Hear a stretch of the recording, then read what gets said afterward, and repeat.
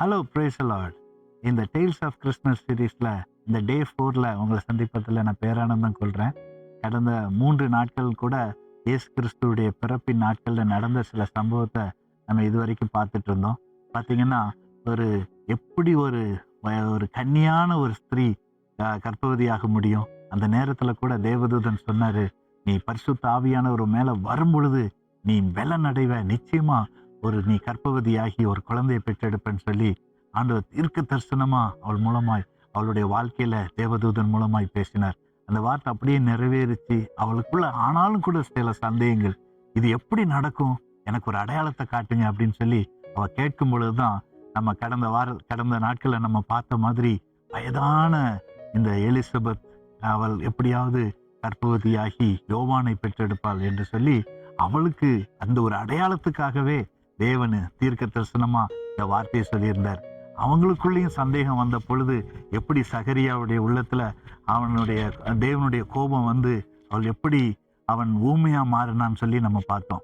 இன்னைக்கு கூட நம்ம அந்த தொடர்ச்சியாக அந்த சம்பவத்தை அடையாளத்தை பெற்ற உடனே அவளுக்குள்ள ஒரு சந்தோஷம், நம்ம போய் எப்படியாவது எலிசபெத்தை போய் பார்க்கணும், அவளை போய் நம்ம வாழ்த்தணும் என்று சொல்லி அவளுடைய வீட்டுக்கு புறப்பட்டு போறார். அப்படியே போய் அந்த இடத்துல மரியாள் பார்த்தீங்கன்னா, லூக்காவின் புஸ்தகம் 1வது அதிகாரம் 41ஆம் வசனத்தை வாசித்து பாருங்க.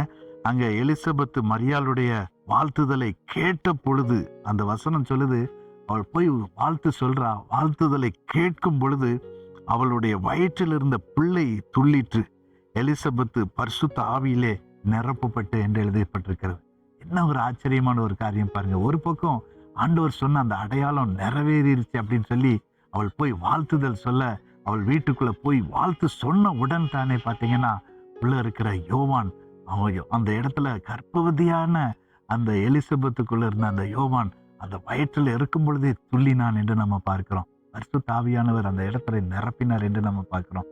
ஆமா ஃப்ரெண்ட்ஸ், இன்னைக்கு கூட நம்ம பரிசுத்த ஆவியினால நம்ம நிரப்பப்பட இயேசு கிறிஸ்துவுடைய காரியத்தை நம்ம பார்த்தாலே போதும், அவருடைய அடையாளத்தை நம்ம ஒரு நிமிஷம் யோசிச்சாலே போதும், உடனே பரிசுத்த ஆவியானவர் நம்மை நிரப்புவார், நம்முடைய வாழ்க்கையை தலைகீழாய் மாற்றுவார்.